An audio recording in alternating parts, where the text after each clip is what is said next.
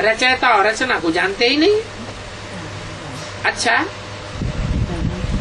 इन लक्ष्मी नारायण को रचयिता और रचना का ज्ञान है? लक्ष्मी नारायण के चित्र की तरफ इशारा करके बाबा ने पूछा, इन लक्ष्मी नारायण को रचयिता और रचना का ज्ञान है? बताओ। लक्ष्मी नारायण जो स्वर्ग के मालिक होकर गए हैं, उनसे कब किसी ने पूछा? उनसे कोई पूछे तो ये भी कहेंगे नेति नेति।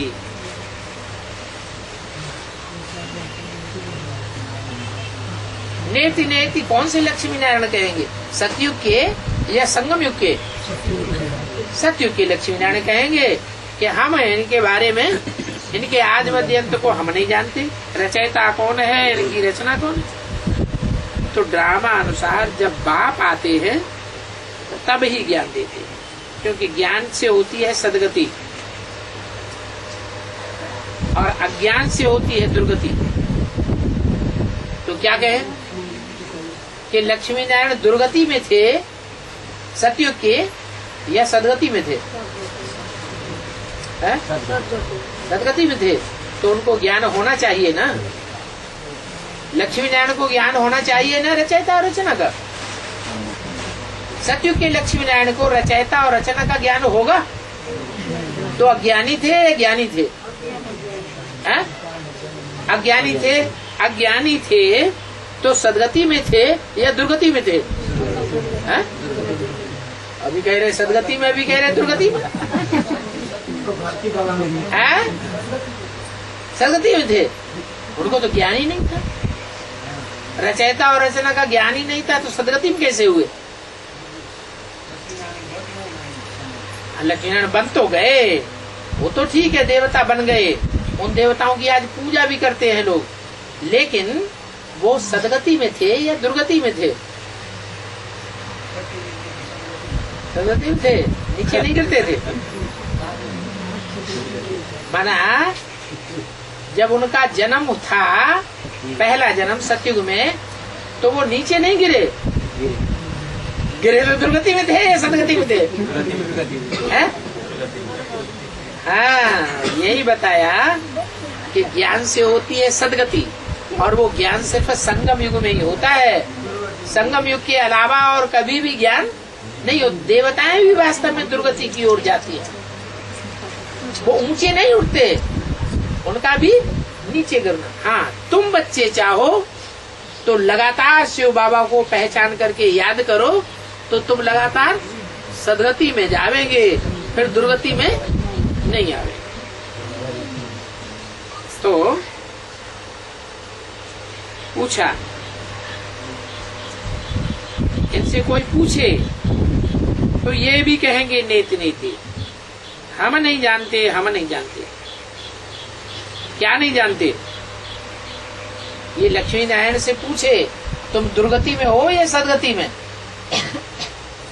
तो बतावेंगे कि हम सदगति में हैं दुर्गति में? वो भी नहीं बतावेंगे, क्योंकि उन्हें अगर ये पता हो कि हम नीचे गिरने वाले हैं तो उनकी सारी खुशी उड़ जाएगी। देवताएं तो सदैव खुशी में रहते हैं, उन्हें पता ही नहीं रहता है कि हम आगे के जन्मों में नीचे गिरते जाएंगे, या आगे 21 जन्मों के बाद नरक की दुनिया आवेगी, हम वहां बहुत दुखी हो जाएंगे। इस बात का भी उनको पता नहीं होता।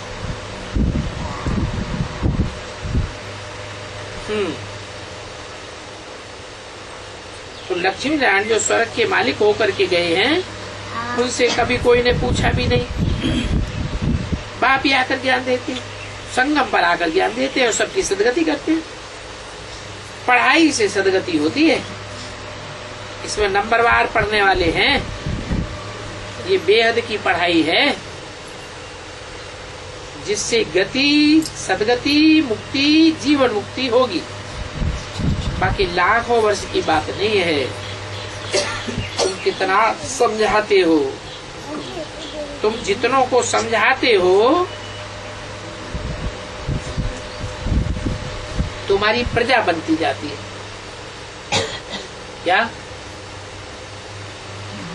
जितनों को तुम समझाते हो और वो एक बार कान हिलाएं कि बात ठीक है, तो क्या बन गई तुम्हारी प्रजा बन जाती। बाकी गायन है कोर्टों में कोई मुझे जानते हैं, और जानने वाले कोर्टों में कोई मुझे प्राप्त करते हैं।